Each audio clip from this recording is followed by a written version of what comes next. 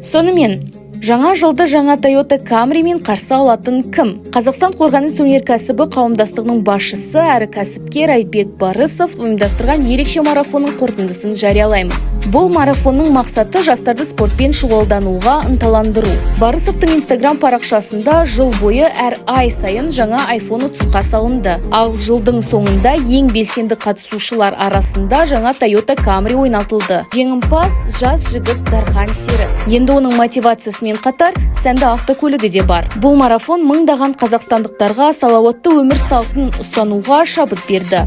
Айбек Барысов спорттың тек денсаулық емес, сонымен қатар драйв, бірлік пен шынайы эмоция екенін дәлелдеді. Айбек Барысов және оның командасы 2025 жылы сіздерге табыс, жаңа жетістіктер және спорттық көңіл күй тілейді.